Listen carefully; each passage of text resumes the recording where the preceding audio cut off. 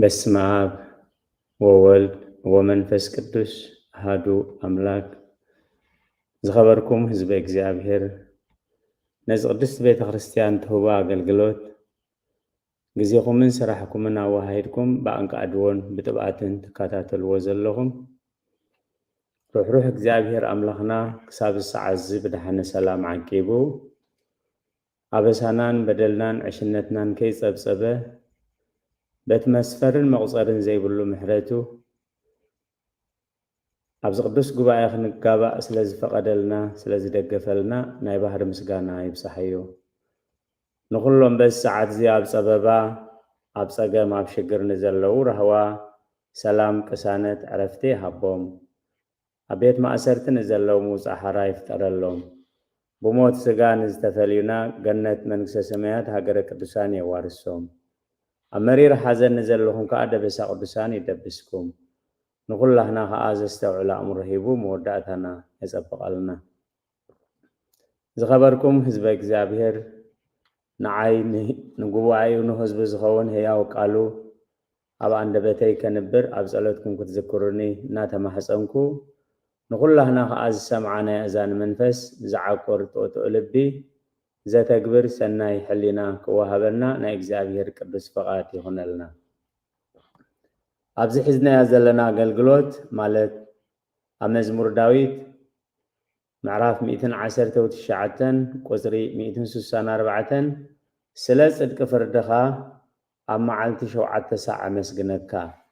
ዝብል ኣብ ቃል እግዚአብሔር ቅዱሳን ኣቦታትና ነዚ 7 ግዜ ስለምንታይን ብኸመይን ከም ዝሰርዕዎ ኢና ንርኢ ዘለና። ሎሚ ኣብታ ናይ ሓለዋ ጸሎት ትብል ሻሙናይ ክፋል ኢና ዘለና። ደጊመ ኣብ ጸሎትኩም ክትዝክሩኒ እምሕፀን። ናይ ንስሓ ጸሎት ወጎይታናን መድሓኒናን ኢየሱስ ክርስቶስ ኣምላኽና ኣብ ድቃስና ልዋም ኣብ ስጋና ዕረፍቲ ኣብ ነብስና ከዓ ንጽህና ሃበና ካብ ጽልመት ሓጢአት ዓቅበና ስቅያት ምርባጽ ኣርጋአልና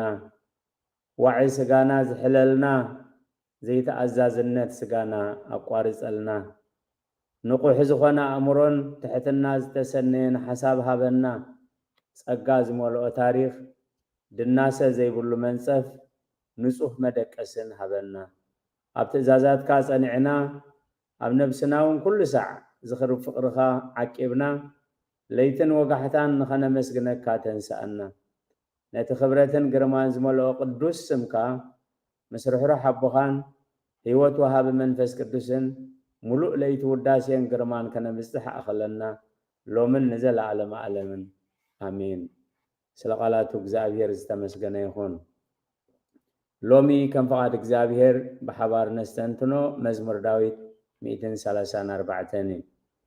ሰለስተ ጥቕስታት እዩ ዘለዎ። እነሆ ኣቱም በለይቲ ኣብ ቤት እግዚአብሔር ትቆሙ ኩልኩም ባሮት እግዚአብሔር ንእግዚአብሔር ባርኽዎ። ኣእዳውኩም ናብ መቅደሱ ኣልዕሉ ንእግዚአብሔር ከዓ ባርኽዎ። ሰማይን ምድርን ዝገበረ እግዚአብሔር ካብ ጽዮን ይባርኽካ ኣሜን። ስለ ቃላቱ እግዚአብሔር ዝተመስገነ ይኹን። ኣብዚ ሓፂር መዝሙር እዚ ኣብ ቤተ መቅደስ እንታይ ክንገብር ከም ዝግባአና ኣብ ቤት መቅደስ ከድና ከምቲ ዝግባአና ጌርና እንተጸሊና ከምቲ ዝግባአና ጌርና እንተምሊኽናዮ ካብ ጽዮን ካብ እግዚአብሔር ካብ እምባ ጽዮን ዝመጽእ በረኸትን ጸጋን ዘተስፉ ሓፂር ግን ሙሉእ መልእኽቲ ዘለዎ እዩ። ስለ ቃላቱ እግዚአብሔር ዝተመስገነ ይኹን። እነሆ ኣቱም ብለይቲ ኣብ ቤት እግዚአብሔር ትቆሙ ኩልኩም ባሮት እግዚአብሔር ንእግዚአብሔር ባርኽዎ። ቅድስቲ ቤተ ክርስቲያን እዚ ናይ ለይቲ አገልግሎት ኣብ ገዳማት ይኹን ኣብ ኣድባራት ናይ ለይቲ ሰዓታት አገልግሎት ናብ ዝብል ልክዕ ከምቲ ኣብ ቃል እግዚአብሔር ተሰሪዑ ዘሎ እታ ቤተክርስቲያን ትነብረሉ እዩ። ስለዚ ለይቲ ክትስቕ ከሎ ትገልግሎት ኣብቲ ሰዓታት በሌሊት አንስኡ ደዊክሞ በቤተ መቅደስ በሌሊት አንስኡ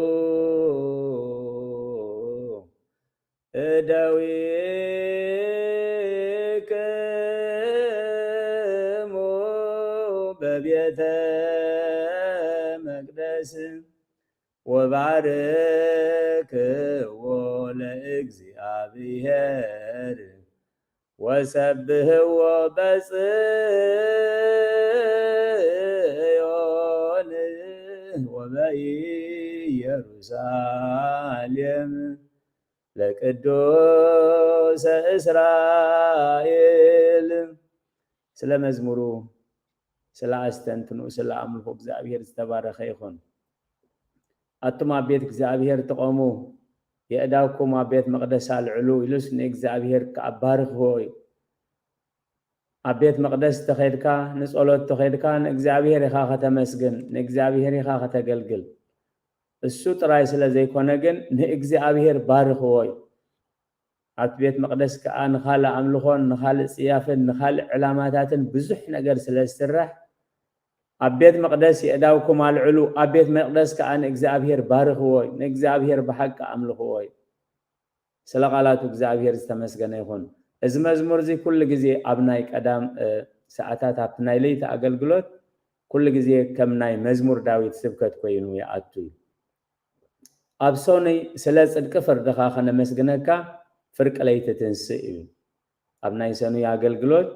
ኩሉ ግዜ ኣብቲ ናይ ለይቲ ኣገልግሎት በቲ ቃል እግዚአብሔር ነቲ ናይ ለይቲ ዝምልከት ስለ ጽድቂ ፍርድኻ ከመስግነካ ፍርቂ ለይቲ ክትንስእ እዩ። ነቲ ዕላማ እንታይ ፍርቂ ለይቲ ሰዓታት ፍርቂ ለይቲ ኣምልኾ ምግባር እግዚአብሔር ጻድቕ ምዃኑ ሓቀኛ ፈራዲ ምዃኑ እግዚአብሔር ብባህሪኡ ጽድቂ ዝፈርድ ምዃኑ ንምምስጋን እዩ። ኣብ ናይ ሰሉስ ኣገልግሎት ቅድሚ ምስጋርና ነዚ ናይ ፍርቂ ለይቲ ኣገልግሎት ኣቦታትና ቅዱሳን ከንታይ ይጥቀምሉ ነይሮም እግዚአብሔር ከንታይ ይሰርሓሎም ነይሩ ንዝብል ስለምንታይ ኣታ ቤተክርስትያን ፍርቂ ለይቲ ሰዓታት ትቐው ካበይ ከመጽ እዩ። ኣብ ግብረ ሐዋርያት ምዕራፍ 16 ቁጽሪ 25 ፍርቂ ለይቲ ምስ ኮነ ድማ ጳውሎስን ሲላስን ንኣምላኽ እናመስገኑ ብዜማ የመስግኑ ነበሩ። እቶም እስራት ከዓ ይሰምዕዎም ነበሩ። ዓብ ተኣምራት ዝተገብረሉ ኣቦታትና ሐዋርያት መጸለይ ቦታ ስለ ዝረኸቡ ስለ ዝጠዓሞም ዘይኮነስ ብመግረፍትን ብማእሰርትን ኣብ ቤት መቁሕ ከለው እዮም ነዚ ኣገልግሎት ፍርቂ ለይቲ ምስ ኮነ ድማ ጳውሎስን ሲላስን ንኣምላኽ እናመስገኑ እዩ ብዜማ የመስግኑ ነበሩ ኢሉ እቶም እስራት ከዓ ሰምዕዎም ነበሩ። ስራሕ ኣምላኽ ዝተጋህደሉ ናይ ኩሎም መቃውሕ ናይ ጳውሎስና ሲላስን ጥራይ ዘይኮነ ናይ ኩሎም መቃውሕ ከም ሽምዓ መኺኹ ዝወደቐሉ ማዓጾ ቤት ማእሰርቲ ባዕሉ ተፈቲሑ ዝተራሕወሉ እግዚአብሔር ስርሑ ዘርአየሉ ስራሕ እዩ። ስለዚ ኣብ ቅዱስ ቤተክርስትያን እቲ ፍርቂ ለይቲ ትንስእ ትብል ዝብል ኣገልግሎት ኣብ ጽሑፍ ኣብ ንባብ ጥራይ ዘይኮነስ ኣብ ህይወት ክትነብረሉ ሰሪዓቶ እዩ። ኣብ መዝሙር ዳዊት ኣብ ናይ ሰኑይ ኣገልግሎት ወዘህጎ ያነብብ መዓልተ ወሌሊተ ወይከውን ከመ እንተ ትክል ተሃቦ መሃዘማይ እንተ ትሁብ ፍሬሃ በብግዜሃ ካብ ምዕራፍ 1 ወዘህጎ ያነብብ መዓልተ ወሌሊተ ንሕጊ እግዚአብሔር ለይትን መዓልትን ዝመራመሮ ብምኽሪ ረሲኣን ዘይመላለስ ኣብ መገዲ ሓጥኣን ከዓ ዘይቀውም ኣብ መንበር መላገጽቲ ዘይቅመጥ ብሕጊ እግዚአብሔር ደኣ ዝፍሳህ ንሕጊ እግዚአብሔር ከዓ ለይትን መዓልትን ዝመራምሮ ሰብ ብፁዕ እዩ። ወዘህጎ ያነብብ መዓልተ ወሌሊተ ልክዕ ከምቲ ተጻሒፉ ዘሎ ፍርቂ ለይቲ ተሲኣታ ቤተ ክርስቲያን ንምንታይ ፍርቂ ለይቲ ንትስእ? እግዚአብሔር ፍርቂ ለይቲ ጥራይ ድዩ ዝርከብ? እግዚአብሔር ንግሆን ምሸትን ዝርከብ እግዚአብሔር ኣብ ዝደለኻዮ ሰዓት ዝርከብ እንዲ ብቃል እግዚአብሔር መሰረት ግን ንሕጊ እግዚአብሔር ለይትን መዓልትን ዝመራምሮ ሰብ ብፅዕና ኣለዎ። ኣብ ናይ ሮብዕ ኣገልግሎት እስመ ጽልመትን ይጸልም በሃብየከ ወሌሊትን ብሩህ ከመ መዓልት ማለት ንዓኻ ጸልማት እኳ ይጸልምተካን ለይቲ ከዓ ብመዓልቲ ትበርህ ጸልማትን ብርሃንን ንዓኻ ሓደ እዮም። እስመ ጽልመትን ይጸልም በሃብየከ ኣብ መዝሙር ዳዊት 77 ቁጽሪ 6 ኣብ ናይ ሐሙስ ኣገልግሎት ሌሊተ ተዛዋይኩ ምስለ ልቤ ወአንቃህኩዋ ለነፍስየ ይብል ብለይቲ ንበገና ይሓስብ ምስ ልቤ የስተንትን ኣለኹ መንፈሰይ እውን የምርምር ኣሎ እዩ። ኣብ መዝሙር ዳዊት 77 ቁጽሪ 7 እግዚአብሔር ስንዘለዓለም ዶ ይድርቢ እዩ ድሕሪ ዝኸፀጉእ ዶ ኣይርእን እዩ እቲ ሌሊተ ተዛዋይኩ ምስለ ልቤ ወአንቃህኩዋ لنفسي ليتي نسمكا خستنتن اتجزابير افز بزغبرو احنا بديلنا انا جن اجزابير فتح دي وسني اجزابير ጸጋ ይገብርኒ እግዚአብሔር ንዘለ ዓለም ደይድርቢ ኢሎ አስተንቲኑ እግዚአብሔር ንዘለ ዓለም ከምዘይ ድርቢ እቲ ዝቀጽዖም ዘሎ ቁጽዓት ከኣ ንኽጎዶም ዘይኮነስ ንኽምለሱ ሊት ዘስተንትን ኣብ ናይ ዓርባ ኣገልግሎት ተዘከርኩ በሌሊት ሽምካ መሓሪ እስኻ ለዋህ ምዃንካ ለይተ ሓሰብኩ ለይተ ኣስተንተንኩ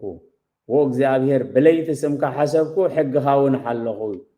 ኣብ መዝሙር ዳዊት 119 ቁጽሪ 55 ትእዛዛትካ ሓልየ እሞ እዚ ዕድል ኣይኮነ እቲ ለይቲ ተንሲእካ ፍርቂ ለይቲ ተንሲእካ ንእግዚአብሔር ምግልጋል እዚ ዕድል ኣይኮነ እዚ ናይ ፍርቂ ለይቲ ዝግበር ናይ ሰዓታት ናይ ስብሃታት ናይ ኣምልኾ ግዜ ቅዱስ ቤተ ክርስቲያን ምስ ምንታይ ኣተተሓሕዞ ምስቲ ፍርቂ ለይቲ ምስ ኮነ መርዓዊ መፀዝ ወይታኹም ንግሆ ወይ ምሸት ፍርቂ ለይቲ ወይ ፍርቂ መዓልቲ ኣብ ካልኣይ ናይ ሳልሳይ ሕልዋ ናይ ለይቲ መዓስ ከም ዝመጽእ ኣይትፈልጥን ኢኹም ዝብል እዚ ናይ ፍርቂ ለይቲ ዝግበር ስብሃታት ሰዓታት ልክዕ ምስቲ ኣብ ወንጌል ማቴዎስ ምዕራፍ 25 ቁጽሪ 6 ፍርቂ ለይቲ ገና ጭራሕ መራሕ ኮነ እንሆ መርዓዊ ክትቀበላ ውጻይ ነቲ ሰማያዊ መርዓዊ ንምቕባል ሓደ መዓልቲ ተፀዊዕና ኣብ ቅድሚኡ ክንቀውም ስለ ዝኾንና እዩ ኣብ ቁጽሪ 2 ኣእዳውኩም ናብ መቕደሱ ኣልዕሉ ንእግዚአብሔር ከኣባርኽዎ ስለዚ ኣእዳውኩም ናብ መቕደሱ ኣልዕሉ ክብል ከሎ ታራ መልዓል ከም ዝኾነ ዘልዕሎም ኢድካ መልዓል ኮይኑ ክመስለና ክእል ግን እንታይ እቲ ምስጢር ኢድካ መልዓል እግዚአብሔር ንጸሎት ኢድካ መልዓል ማለት እንታይ ማለት እዩ ኣእዳውኩም ናብ ቤት መቕደስ ኣልዕሉ ንእግዚአብሔር ከኣባርኽዎ ደጊሙ ኣብ ቤት መቕደስ ምእታውካስ ንእግዚአብሔር ምምስጋን ንእግዚአብሔር ምምላኽ ምዃኑ ዘተሓታትት ኣይኮነን ኢሉ ደጋጊሙ ግን ኣእዳውኩም ናብ ቤት መቕደስ ኣልዕሉ ንእግዚአብሔር ከኣባርኽዎ ምክንያቱ ኣብ ቤተ መቕደስ ብዙሕ ነገር ስለ ዝስራሕ ኢሉ ኣብ ዘጸአት 14:16 ንስኻ ድማ በትርኻ ልዒልካ ኢድካ ናብ ልዕሊ ባሕሪ ዘርግሕ እሞ ምቐሎ ደቂ እስራኤል ከዓ ናብ ማእኸል ባሕሪ ናብቲ ንቑፅ ኣተው እዩ ስለዚ ብምዝርጋሕ ኢድ ሙሴ ቀይሕ ባሕሪ ኣብ ክልተ ተመቒሉ እግዚአብሔር ንቅዱሳኑ እግዚአብሔር ነቶም ብሓቂ ዘገልግልዎ እዚ ዓይነት ጸጋ ዝህብ እዩ ስለዚ እቲ መልዓል ኢድካ ስርዓት ስለ ዝኾነ ኢድና ዘርጊሕና ኢድና ልዕልና ክንጽሊ ስለ ዘለና ጥራይ ኣይኮነን በቲ መልዓል ኢድ ዝግበር ሓይሊ እግዚአብሔር እናኣመና እናስተንተና እንልዕሎ እዩ ስለዚ የእዳው ሙሴ ኣብ ልዕሊ ቀይሕ ባሕሪ ምስ ተዘርግሓ ቀይሕ ባሕሪ ኣብ ክልተ ተመቒሉ ክብሪ ንዝኽሪ ስሙ እሱ ጥራይ ኣይኮነን ኣብ ዘጸአት 17:11 ኮነ ከዓ ሙሴ ኢዱ ምስ ዘልዕል እስራኤል ይስዕር ነበረ ኢዱ ምስ ዘውርድ ድማ ኣማሌቅ ይስዕር ነበረ ሙሴን ኢያሱን ብቦታ ኣይራኸቡን እዮም ሙሴ ብጸሎት ኣብ ደብረ ሲና ኢያሱ ከዓ ኣብ ቅድሚ ጸላእቲ ኣብቲ ዓብዲ ውግእ እዩ እግዚአብሔር ግን ሓደ ነገር ክምህሮም ደልዩ ሓደ ነገር ክምህረና ደልዩ ሰብ ብሓይሉ ስለ ዘይስዕር ሰብ በፍራስን ብሰረገላታትን ስለ ዘይስዕር ኢያሱ ክዕወት ኮይኑ የእዳው ሙሴ ንጸሎት ክዝርግሓ ኣለዎን ኣብ ቅልጽምና ከይንምካሕ ምእንቲ ኣብ ሓይልና ከይንምካሕ ምእንቲ እዚ ስዒረ እዚ ተዓዊተ ከይንብል ምእንቲ ተዓወት ካብ ላዕሊ ተዓወት ካብ እግዚአብሔር ምዃኑ እቲ ዓወት ኣብ ጸሎት ምዃኑ ተዓወት ኣብ ኣምልኾ ምዃኑ ክምህሮም ምእንቲ ኢድ ሙሴ ንጸሎት ክዝርግሓ ከለዋ ኢያሱ ይስዕር ኢድ ሙሴ እንተተዓጺፈን ግን ኢያሱ ይስዓር ነበረ ነዚ ምስጢር ዝር ምስ ተረድዮም ኣሮንን ደቁን ካህን ኣሮንን ደቁን ባላ ኣምፂኦም ኢድ ሙሴ ፍጡር ስለ ዝኾነ ስለ ዝረብረባ ስለ ዝተዓዝፋ ባላ ኣምፂኦም ደገፍወን ኢድ ሙሴ ምስ ተዘርግሓ ከዓ ኢያሱ ሞገስ ረኸበ ኢሉ ክብሪ ንዝኽሪ ስሙ ይኹን ስለዚ ኣብ መንፈሳዊ ህይወት ኣብ ጢሞቴዎስ ምዕራፍ 2 ቁጽሪ 8 እምበኣርሲ ሰብኡት ብዘይ ኮራን ውልውልን ቅዱሳት ኣዳላ ወዒሎም ኣብ ኩሉ ስፍራ ክጽልዩ እደሊ ኣለሁ ኢድና ክንዘርግሕ ከለና ኣብ ቤት እግዚአብሔር ንጸሎት ኢድና ክንዘርግሕ ከለና ኣምላኽ ቅድሚ ሕጂ እስኻ ዘይትኸብረሉ በዘን እዳው እዚአን ዝረምሰስናዮ ኩሉ ሓጢአት يقرب لنا خاب حجها بجكا صدقي بجكا قدسنا بجكا سناي كي نجر كي رمسسا نقداونا عقبلنا نقداونا نعفا أركبنا ينالونا نسخات راي كتقملو نزتقم تراي نبرخات نسألوت تراي يقداونا خزرقها ناب عمز ناب قنسي كي زرقها منتي سلازي بزي قرآن بزي ولولن انتاي كا قدسات زخونا أداوي نصوحات زخونا أداوى العلم أب كل سفرة كسليو سلازي أب قطر سلازته سماين مدرن زقبر اكزابير كابسيون يبارخ كايو أبيت أملاخ بحق انت غيرنا بحق انت دا أسألنا بزي قرآن بزي ولولن بزي قنس انت تسألنا اكزابير كاب انباسيون اكزابير كابسيون زل علماء برخت كم زبارخناي اكزابير كابسيون يبارخ كاي انتاي مالتو اكزابير بسيون يبارخ كا كابسيون يبارخ كا اكزابير بتنسو زفقدو نيام الخو سرعات غيرون هزبو يبارخي أبكالا أي ساميل معراف شدشة قصر عسر تحدى اتتابوت اكزابير كا أبيت عبيد إدوم جيتاوي سلسة ورح تقمته اكزابير دما نو عبيد إدومن نبزل لا بيتون بارخوم ازي عبيد إدوم أبتناي جئز مسحف قدس أبي دارا زبلو بيت أبراهام بيت أبي دارا كم زبارخ بيتكم يبارخ إلهم زابير زمر قولو أبوتات كابزي زبقس عبيد إدوم مالت أبي دارا اتتابوت اكزابير كا أبيت عبيد إدوم جيتاوي سلسة ورح تقمته اكزابير دما نو عبيد إدومن نبزل لا بيتون بارخوم اكزابير اتسماين مدرن زقبر اكزابير كابس إيوني بارخكا إنه آتم بليتي أبيت اكزابير تقوموا كلهم باروت اكزابير نإكزابير بارخوي زخبركم حزب اكزابير أبيت اكزابير تخير كاس نإكزابير مبراخ نإكزابير ممسغان نإكزابير مخبار لك عن السيد السطرة يكون نزقبر أبيت مقدس قمت سلازي خال بأملاخ دقاقي بمنفس قدس آتم بليتي أبيت اكزابير تقوموا كلهم باروت اكزابير نإكزابير بارخوي ليليتا اقبومو تقهاتاتا كنتو ايمصومو يبلا قداسي يعقوب ليتا حلووم يلو اتقهايوم اتتقهات جن ناي كنتو تقهات كيكون ناي حاتيات نقحات كيكون ناي شارع نقحات كيكون ليليتا اقبومو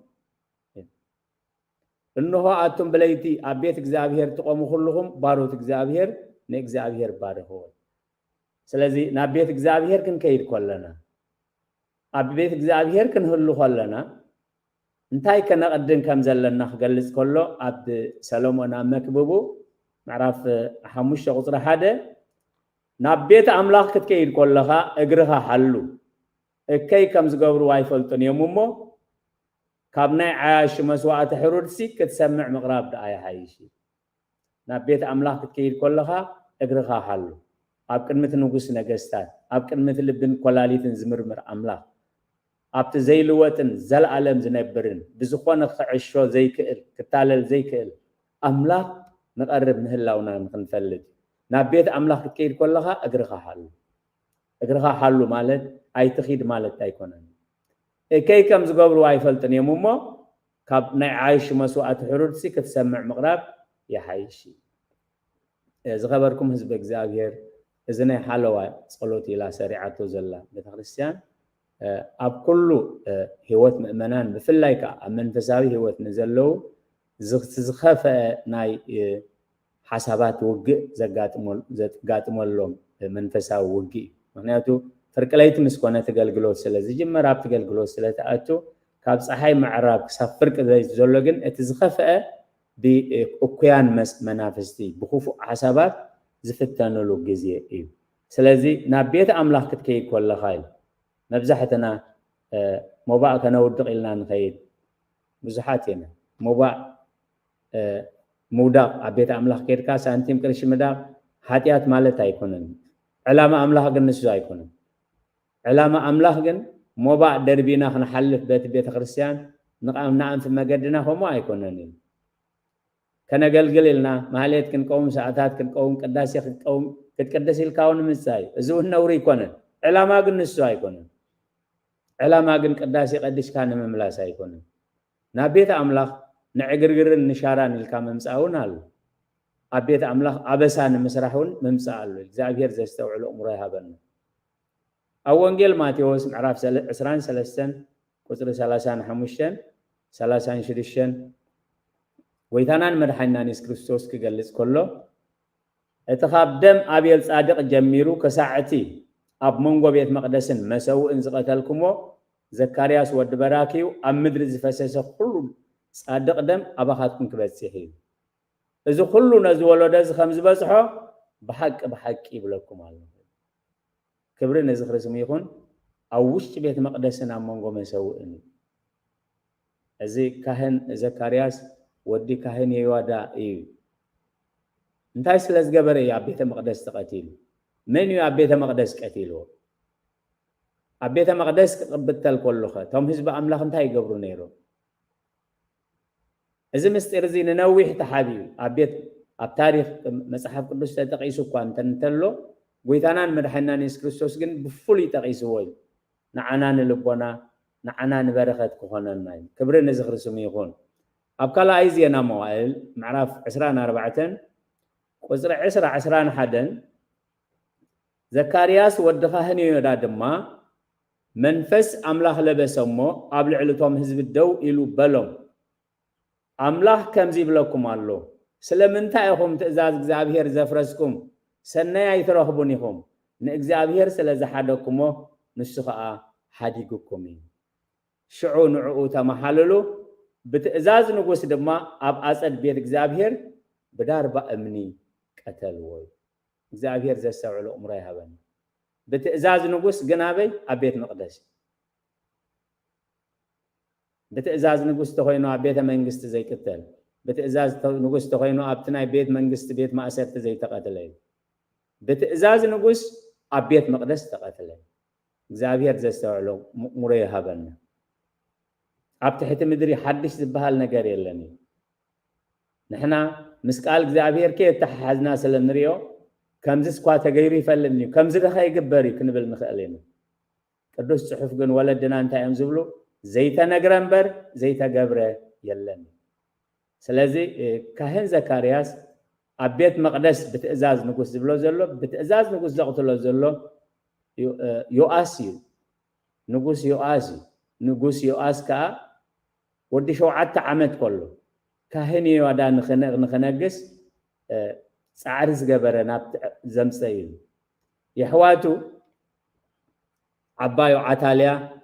أدى أهازيا ودا يهو مسكتلو نت بيت كتتف كابندا كاب كابندا عمري سلازمت نقولهم حواتو قتلو خلا حابتي أحبي أتريفاتو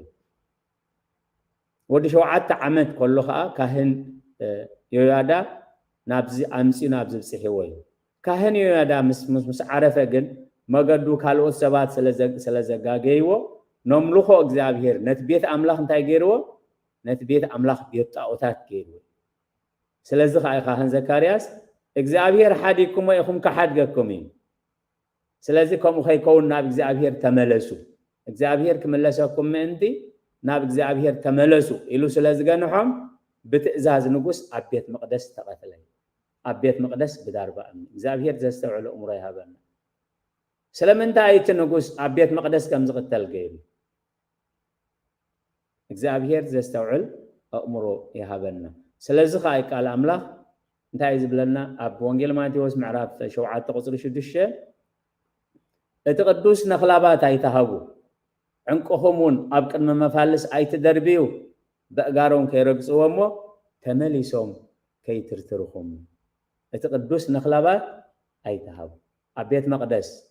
اب تقدس بوتا اب تقدس املخو كمي غرنان اغزابير كنملخو كم زلنا اب مصحف سنكسارنا شمونت نحاسه بزعلت زمالتي تاريخ ناي قدس بوبندان ناي ابا كيروسن تصحيفولله قدس ابا بوبندا اب منفساوي هوت اب حتونا هوت مس املاح زنبرو ابتي زلا على منفساوي صغاز بصحو እግዚአብሔር ሰማያዊ ሕብስቲ ከምቲ ናይ ደቂ እስራኤል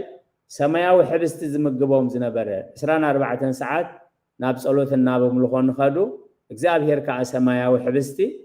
يمجبهم نبري حدا معالت جن قاشا فلاس مسيوم نابت بعتهم قاشا فلاس مسيوم سلازي أبونا بابونا دا إذا سماياو حبستي مز قاشا خبل عود يوم بينهم يوم قبل عود حسيبهم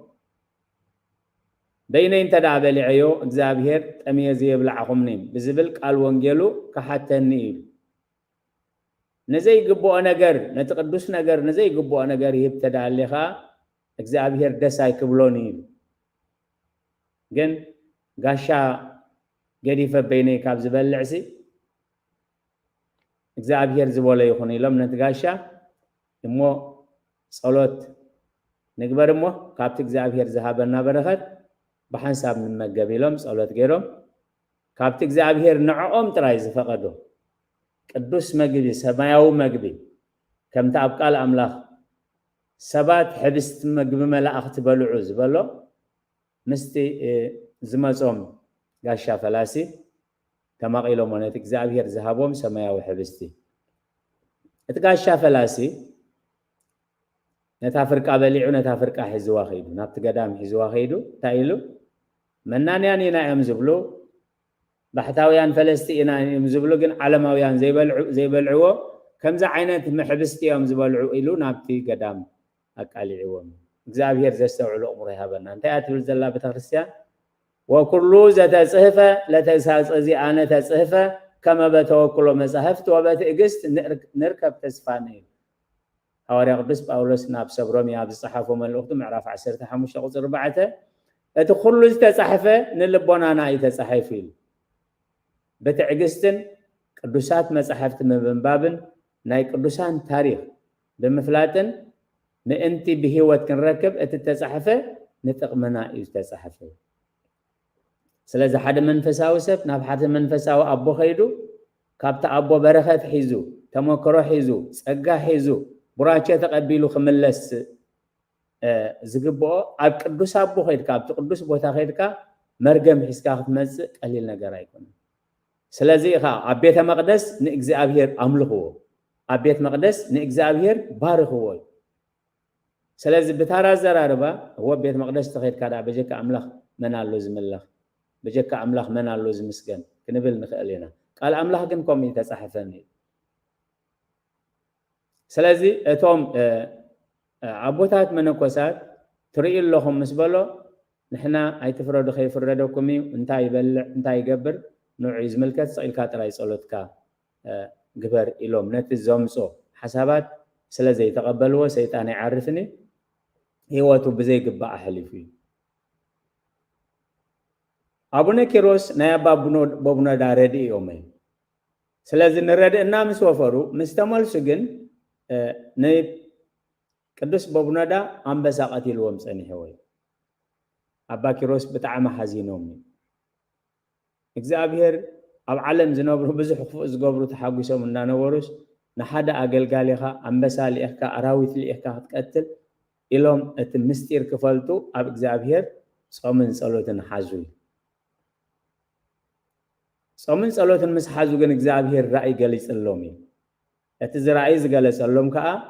እቲ በንበሳ ዝተቀተለ አቦኦም በቡኖዳ በአካለ ነፍሲ ኣብ አጸደ ቅዱሳን ኣብ ጽርሐ ጽዮን ከም ፀሓይ በሪሁ ክሪኦም ከሎ እቲ ንበቡኖዳ መቅታል ምክንያት ዝኾነ ከዓ ከምቲ ናይቲ ሃብታም ሰብኣይ ወንጌል ሉቃስ ተጻሒፉ ዘሎ ናይ አልዓዛርን ናይቲ ሃብታም ሰብኣይን ኣብቲ ስቃይ ሓዊ ክሳቀር ሪኦም ወይ ስለዚ እቲ ዝነበሮም ሕቶ ስለምንታይ ነቦይ በንበሳ ቀቲልካዮ ዝብል ሕቶ ዝነበረ አምላኽ መሓሪ ኢኻ እሞ ነዚ ኣብዚ ስቃይ ዘሎ ከዓ መሓሮ እናበሉ ናብ ጸሎት ኣትዮም ካላ ኣብዚ ታሪኽ ዝተጻሒፉ ዘሎ ኣብ ታሪኽ ናይ ሎማዓንቲ ማለት እዩ 8 ነሐሰ ምስ ናይ አባ ኪሮስ ታሪኽ ተታሒዙ ኣብቲ ገዳም አባ ሚሳኤል ዝበሃል ሕሙም ሰብ ንብዙሕ ዓመታት እዩ ንዓሰርተ ዓመታት ዝኸውን ተደኒሱ ሓንቲ መዓልቲ ግን እቶም ኣቦታት ጠይቆሞ ዘይፈልጡ እዩ ምሕረት የውርደልካ እንታይ የድልየካ ኢሎሞ ዘይፈልጡ እዩ እዚ ንምንታይ ተጻሒፉ ሰባት ንምውቃስ ኣይኮነን ተጻሒፉ ኣብ መንፈሳዊ ህይወት ሰይጣን ኣብ መንፈሳውነት ኣለና እናበልና ግዜናን ዕላማናን ሰይጣን ክበልዖ ስለ ዝኽእል ንዕኡ ንመለበም ኮነና ይተጻሒፍ እዩ ኣብ ገዳም ኢሉ ኣብ መንፈሳዊ ህይወት እዩ ቆልዓ የብልካ ውላድ የብልካ ግራት የብልካ ጉልቲ የብልካ ንመንፈሳዊ ህይወት ወፂኻ ንመንፈሳዊ ስራሕ እንድሕር ትበኩር ኮንካ ካብዚ ዝኸፍእ ደራዕ የለን እግዚአብሔር ዘስተውዕሎ እሙር ይሃበና እዚ ከዓ ተጻሒፉ ዘሎ ድሕር ተመልሽና ርኢና እቲ ታሪክ ክብሪ ምስጋና ንዒኹን መጽሓፈ ስንክሳር ሎሙን ብትግርኛ ተተርጊሙ ኣብ ነፍሲ ወከፍ ቤተክርስትያን ኣሎ እንድሕር ድሌት ኣለና እንድሕር ነቲ ቅዱስ ታሪክ ክንፈልጥ መለበሚ ክኾነና ጽውጽዋያት ኣይኮነን ኢሉ ህይወት ቅዱሳን ብህይወቶም ዝነበርዎ ኣባ ሚሳኤል ኣብቲ ገዳም ክቕመጥ ከሎ ብደዌ ክውቃዕ ከሎ ሓደ ኣቦ መፂኡ ኣይጠየቆን ይርኢኩ ገጾሙ ወኢጥዕምኩ ህብስቶሙ ወኢሰተይኩ ማዮሙ ወባህቱ ይትባረክ እግዚአብሔር ዘልፈ ይህውፀኒ በቅዱሳን መላእክቲ እዩ ኣባ ኪሮስ መን ይዝረዳእካ እዞም ኣቦታት መፂኦም ይበፅሑኻ ዶ ይድግፉኻ ዶ ይረድኡኻ ዶ ኢሎም ምስ ሓተትዎም ገጾም ርኤ ኣይፈልጥን እንጌሮኦም ጥዒመ ኣይፈልጥን ማዮም እውን ጥዒመ ኣይፈልጥን እንታይ ደኣ እግዚአብሔር ብቅዱሳን መላእክቲ ገይሩ የጸናናዓኒ ብቅዱሳን መላእክቲ ገይሩ ይድግፈኒ ስለዚ እቲ ታሪክ ናይ ኣባ ሚሳኤል ንዓለም መምሃሪ ክኸውን እግዚአብሔር ሓመድ ኣዳም ንኸልብስዎም ታሪኾም ንኽነግሩ እዩ እግዚአብሔር ነባ ኪሮስ ናብ ሚሳኤል ናብቲ ብደውየ ዝነበረ ዝኸደ ስለዚ ልክ ኣባ ኪሮስ ዘረብኦ ምስ ወድኡ ኣባ ሚሳኤል ምስ ዓረፈ ቅዱሳን መላእክቲ ንኽብሪ ቅዱሳን መላእክቲ ንኽብሪ ቅዱሳኑ ክቡር ሞቱ ለጻድቅ በቅድመ እግዚአብሔር ከም ዝበሃል ሞት እግዚአብሔር ኣብ ቅዱሳኑ ክቡር እዩ ቅዱሳን መላእክቲ ብስርዓት ብዕልልታን ክዕርግዎ ከለዉ ምስ ሞተ ግን ኣባ ሚሳኤል ምስ ሞተ እቶም ፈለስቲ ስርዓተ ቀብሪ ክቆፁ ዕጣንን ኩሉ ኣገልግሎትን ሒዞም ምስ መፁ ደሓን እዚ ስርዓተ ቀብሪ ብኣኻትኩም ኣይኮነን ዝፍፀም ነዚ ዝፍፅሙ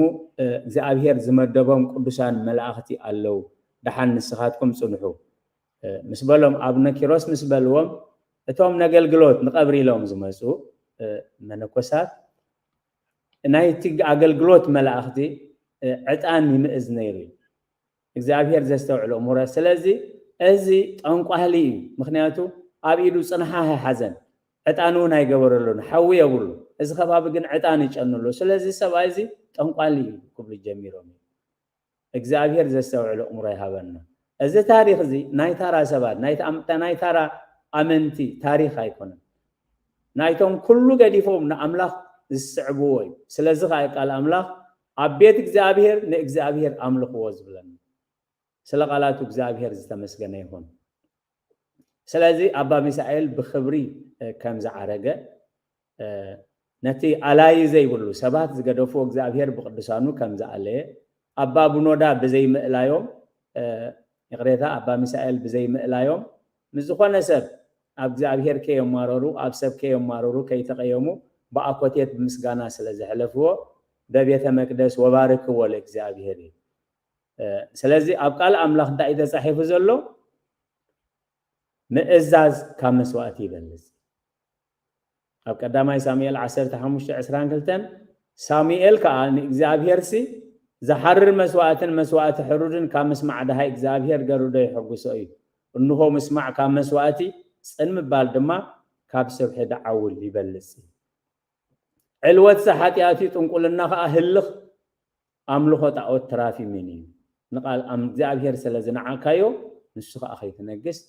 ንዓቐካ ስለ ሳሙኤል ዝተባህለ እዩ ስለዚ ካብዚ ታሪክ እዚ እግዚአብሔር ሞንታይ ይኻባና ዝደል እዚ ታሪክ እዚ ቅዱስ ታሪክ ንምንታይ ተጻሒፍልና እግዚአብሔር ካባና እንታይ ዝደል ክብርን ዝኽር ስሙ ይኹን ሐዋርያ ቅዱስ ጳውሎስ ኣብ ቀዳማይ ቆሮንቶስ ምዕራፍ 10 ብዛዕባቶም ህዝቢ ኣምላኽ ጉዕዞ ህዝቢ ኣምላኽ ዘይትፈልጡ ክትከውን ኣይደልን ኣቦታትና ብሙሴን ብደመናን በቲ ባሕሪ ተጠምቁ ኢሉ كلهم حدا منفس ستيوم يوم كابت السعبهم زنبر خوحو خاست يوم يوم اتخوحو تخا كريستوس يمسبله بمبزحتهم قنا أملاخ أي تحكسني إذا خا نملبمي كهوننا إذ بصحهم نتوم أبدا حراي أوان زركبنا يو نملبمي كهوننا إذ بصحهم كم تم نساتهم زمو أي تزمو كم تنساتهم زغرم رمو أي تغرم رمو كم تنساتهم نأملاخ تهلاله أي تتهلاله كم تنساتهم أبيت أملاخ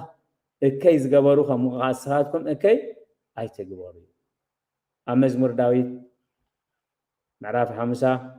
قصر عسرته وقلت حساب عسرته وحمشة زلو مدرن ملأتها ناتي أمو اندزت أمكو أي من أجر كوهان أنا دوس جازرا بعت بلعه دم دبيلاتات كاسات دي سلازيز خبركم حزب اغزابير مبزحتنا أبيت أملاخ نخيت مبزحتنا شمعات واف منصاف بقيع بعراي موبا سرناي ويني بزح نجرنا بيت أملاخ حزنا نخيد أبيت أملاخ حزنا مخاد سبغي نزقول له حزنا نخيد كلنا نفسنا حزنا عند زي كيدنا جن أملاخ بمنصافن بسلال نزعش أملاخ أب حدا نقدت نايكستو سلال أمسيل كانيره سلال حز خيدنا بيت أملاخ الأملاخ انت عايز بلناي أنا سجا زرابعات دم دي بلاتا تايستني مدرن ملأتها ناتي أمو اندزت أمكوا أي محاتتكو خاني سلازن تايلو مسوأة مسجانا أملاخ سوؤلو مبسعهم كأنو نلعل هابوي بمعالت صعبا دما صوعني أنا خنقفك كأن السخاون كتخبرني إخاي سلق على تجزأ استمسجنا يهون مسوأة مسجانا أملاخ سوؤلو أتجزأ بهير زدليا ناي مسجانا مسوأتي ناي مسجانا صلوت تبل كل جزء أم خفتي ناي مسجانا صلوتن ناي نسحة صلوتن ناي نسحة صلوت مزمور 50 حدني أتي ناي مسجانا صلوت كا نأكل طول جبارية سنة ينزل كل عقل جلوت بيت خريستيان زي تعرف صلوت لو مخا أنا إجزابير قدوس فقاد كينوس تحاتيمو عبيدنا تحاتيمو أم نفس وكف سلفون كم نروح بخوينيل نجبار سنياتن محارن أملاخ أبو قيتانان مدحنا نيس كريستوس نمسجنو لنا سلمتانا نمسجنو ستيرنا ردينا عقيبنا دقيفنا رحرحلنا كساب ذا سعزيعونا بسحنا يمو نمسجنو لنا سلز تصحفه سلز شمددا زي كونس ستيرنا خمنتا اي ستيرنا እግዚአብሔር ከነስተንተን ከመንታ اي ستيرنا እቲ እግዚአብሔር ዝፈልጦ አበሳና እቲ እግዚአብሔር ዝፈልጦ ከይና ሰባት እንደዝፈልጡ ሰባት ሓደ መዓልቱና ይመውዓልና ክብር ምስጋና ንዒኹን አብ ከባቲ አበሳ ወልድ ከባቲ አበሳ መንፈስ ቅዱስ ከባቲ አበሳ ትብል ሰቲሩና እዩ ካምንታ እዩ ሰቲሩና እዩ ካብቲ እግዚአብሔር ጥራይ ዝፈልጦና ሕሊና አበሳ አበሳና ካብቲ እግዚአብሔር ጥራይ ዝፈልጦ ናይ አንደበትና አበሳ ካብቲ እግዚአብሔር ጥራይ ዝፈልጦ ካብ ሰባት ክንሓብኦ ንፍትን ነገር ካብ ኩሉ እግዚአብሔር ይሰትር እግዚአብሔር ይስውር سويرنا رديئنا دقيفنا عقيبنا خساب ساعة زبصحنا يمو نمسجنو لنا مسوأة مسجانا أملاخ سواء الليل مبسعها ونلعل هابوي بزح جزية تما باسعنا أب جزية صعبانا تما باسعنا تمالي ناي تمالي ناي حاسير تاريخ بيت مقدس بيت كريستيان بحمام مخنيات تعاسيس بيت كريستيان تخافيتس حدا معالت دخون بدلاينا بيت أملاخ نخدولو جزية يمس خونيلنا زحتتنا لو جزية نايت مال تاريخ لوم بيت كريستيان مستخفته لوم بيت كريستيان مستخفته اتتمال نبهوز نبرنا تتمال هرر نبلوز نبرنا اتتمالي قدس قربان نخن قرم كي ثرفه تمزجبنا نوارح نأتو نبرنا بيت مقدس مستخفته لومي هوتنا نحجتو كندونا فقط ده اللون نايت مال تاريخي قدس قربان قرب دليمو مزجبن لنا نمست جزيه كمزجبون كاليوم يستمدبات بار دحر ورحي دحر خلت ورحي اخبص حاكم مخنياتو حموش شعب سنبت حموش سبات تراي يقدس قربان قرب زفقدلهم ني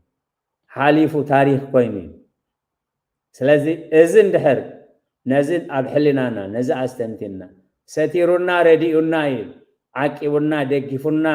راح رحلنا حساب ذا سعزيا ونابسحنا يمو نمسجنوا لنا مسوات مسجانا أنا أملاك سوا له مبسعها نلعل حبوي مبسعها نلعل حبوي أي تم مبسع نزت مبسعها يا خافز سمو أبت مبسعها أمون تكون كأجزابير أمونيل أجزابير أب حدث نزمنو أب بزح زمن أملاك كبرين نزخر سميخون أدينا هنا أب حد ساميل أمن تسلا زخونه ود سلست عمد مسكونه نبيت أملاك نب إيد إل مسركبته أجزابير بحموش شغله دي باري هو لومي أم بسعنا أمونات تخينا لومي أبناء مسجانا زالوت أمونات تخينا أجزابير أب كل أمونات وجبرنا ونأتو أجزابير أموني أبتقالون تايد زي عتحيف زلو بمعالت أباباس أو عنيل أمزمور داويد حمسا خب عسرت خلطة سبع عسرت حمشت إنا زلنا بمعالت أباباس أو عني أنا كنا فكاء نسخاون كتخبرني إخاي نسخاون كتخبرني إخاي لب أملاخ داويد حزب أملاخ كم يجرو ما أمركو خمس وردو أمركو خم يجرو زابير كم زردهم كم يجرو خمس ملسون كجلس كله إنه بنبعات الزرو بعلل تاع أزوي بنبعات الزرو نبعات عما يكونن نبعات سلزة حق سلزة جوهها بيتسب كاس سلزة موت كاس جبر نبعات هيكونني اتنين الصحة نبعاتي اتحاتيات زحسب سجاز زحسب نفس زحسب نبعاتي وبنا سلسته لدتاتي قدوساتناتي وساب قداسيو سلسته لدتا لنا سلسته جزينا نولدي سلازة حدا كابتن ولدولو انتايو ناين الصحة نبعاتي ناين الصحة نبعات سقات امكات قدوس قربان سلازي بمعالت صباباس او عني انا خنا غفكا نسخاون كتخبرني إخاي سلقالاتو እግዚአብሔር ዝተመስገነ ይሁን ስለዚህ አቤት መቅደስ ኪዱ አቤት መቅደስ የእዳውኩም አልዕሉ አቤት መቅደስ ንእግዚአብሔር አመስግኑ ስለዚህ አቤት መቅደስ ምኻና ንኽብረ አምላኽ አቤት መቅደስ ምግልጋልና ንኽብረ አምላኽ እምበር ከምቶም ደም ከፍስሱና ቤት አምላኽ ዝኸዱ ንሻራን ንዕግርግርን ናብ ቤት አምላኽ ዝኸዱ نحلافي تقمن نحلافي شمتن نبيت أملاخ زخدو نروخوس ربحايلهم نبيت أملاخ زويو إجزابير كاوخن عكدي تسمع إذن زلاتو يسمعي نزي أها قدس بيت خريستيان نزن مزخخار ناقل قلتان مزخخار سلازي ما أيكونن كنجمر كلنا أزيمنا إنا بليلي تانسو أدويكم وببيت مقدس وباركوا لإجزابيري بليلي تانسو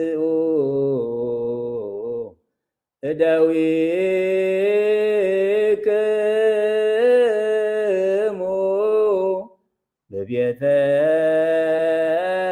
مقدس وباركوا لإግዚአብሔር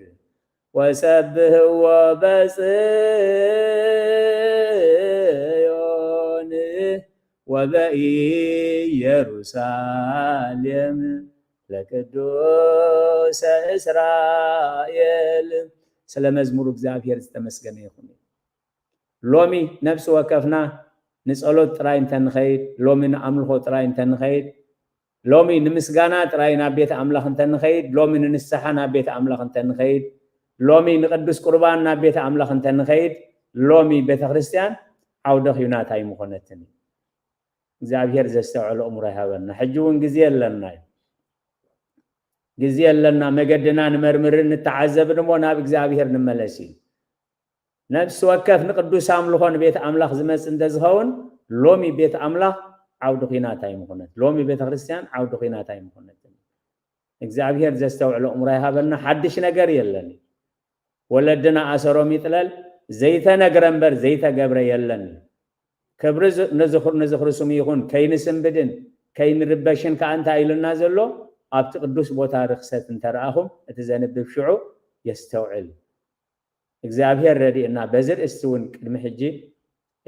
አስተንቲና ስለዝኾና ኣብቲ ቅዱስ ቦታ ርክሰት ተረአኹም ሽዑ እቲ ዘንብብ ሽዑ እቲ ዝርኢ ሽዑ የስተውዕል ስለዚ ናብ ቤተ መቅደስ ኪዱ ኣብ ቤት መቅደስ ከይድኩም የእዳውኩም አልዕሉ أبيت مقدس كيدكم قل نأجزابير تراي أملوه نأجزابير تراي أمسجني سلازي الشعوك تصوع عنا أنا ون كمل سالكان السخاون كتخبرني هاي سلقالاتو إجزابير استمسكنا يهون لومي إجزابير زاربولو لومي إجزابير السب كل سبات إجزابير زمهرولو سبات هاي كوننس إنه أبتقال زنبر سأنزل لما أبتقال كنبر محرات إجزابير أملاخنان صلوت كلهم قدسان مس كلهنا يخون نمال أخت قدس بيت خريستيان بأنك أدوان بتبعاتن سرحكم من جزيكم أو هايدكم سنيلكم سلسة معكم أتبحبوا إزر إجزابير